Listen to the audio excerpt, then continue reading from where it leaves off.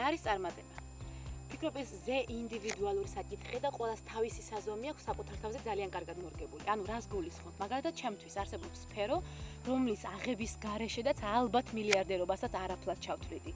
და მაინც საყოველთაო კითხვაზე, რას ნიშნავს გერქვა წარმატებული, ანუ შემდგარი ადამიანი, უმრავლესობა შემდეგნაირად გასცემ და ალბათ პასუხ, როცა გაქვს კარგი სამსახური, გაქვს კარგი შემოსავალი შესაბამისად და კარგი ოჯახი გყავს. რა თქმა უნდა, ამას არანაირად არ ვეწინააღმდეგები, მაგრამ მე ვფიქრობ, რომ წარმატება არის ყველა ის მცირე გამარჯვებაც კი, რასაც ჩვენ ყოველდღე ვაღწევთ. წარმატებას განსაზღვრავს ჩვენი შინაგანი თვითკმაყოფილების დონე, ანუ რა გვინდოდა, რას ველოდით და რა მივიღეთ. თორემ მაგალითად ადამიანს მოწოდებით მუსიკოსად დაბადებას ვერასოდეს გააბედნიერებს კოსმონავტის კარგი კარიერა და ასე შემდეგ. ხო, იქ ვერასოდეს ვერ იგრძნობს თავს როგორც თევზი წყალში. მთავარია ცხოვრებაში კაცრად გავსაზრდოთ ჩვენი არჩევანი, რა გვინდას, რისკენ მივდივართ, საით მივდივართ, რისთვის ღირს დიდი მსხვერპლის გაღება, რაც შემდეგში სხვისი თვალებითაც და პირველ რიგში ჩვენი თვალებითაც აღიქმება როგორც